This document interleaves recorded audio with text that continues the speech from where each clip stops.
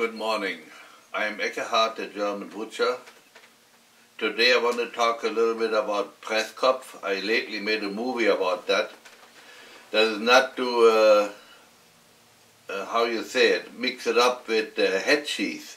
Headcheese is something completely different. Headcheese was really made from boiled pork heads, and sometimes you put lean shoulder meat in, so you have more lean meat showing in the store. I don't make Headcheese at all. In the beginning I did, but after years you forget. The problem is Headcheese was spiced out of the hand, no weight. And because you have big pieces of meat in it, you got to know exactly how it should taste. If it tastes real good when you make it, for sure it isn't salty enough, not enough spices in. Little story to this, I made a long time ago Headcheese with my uncle, and so I had it almost finished, and I said, why don't you taste it once?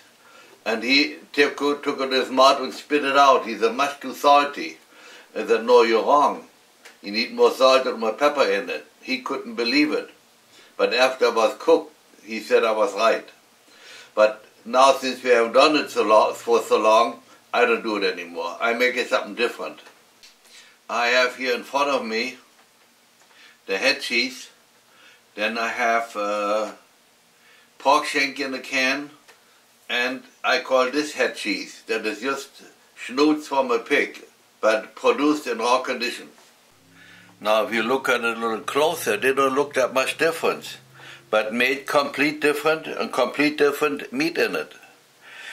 Like those two I made about, I would say 5, 6, 7 months ago, and have it in the can in the fridge. So you can do only so much because you got to eat it too. The number one is the Bavarian Presskopf. You saw how that's done. If not, watch my movie on YouTube.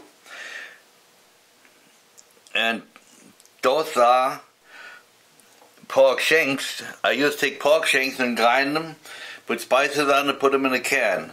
Same thing with the pork schnoots. I used to be able to buy schnoots alone. I can't find them anymore. So I have to buy heads and make my own. But complete different flavors in, complete different sausages. And then of course I show this because it's similar like the Sülze or the Headcheese. Now on the pork shank I put some gelatin in and put water in. And the pork schnoots, I just put water in. There's so much gelatin in, you don't need anything, and it's very heavy. Once I make those sausages, I will make a movie out of it and show it to you too. But it will be a while. And as you maybe watched the movie about my tongues, I have venison chunks in a jar in gelatin. If there's not a movie out yet, I made one. I don't know if we put it out yet. So it is also very good. But it's also meat and gelatin. You take any meat and do similar like this, and you have meat and gelatin. I like all three sausages very much, but the Bavarian Presskopf I like the most because of the rum in it. That gives a certain flavor I really like. And now I got myself a roll, oder ein Brötchen auf Deutsch. I want to show how we eat it. I always slice my meat very thin. That doesn't mean I want to put only one slice on. I want to have probably 3 or 4 slices on there at least. Then I taste it.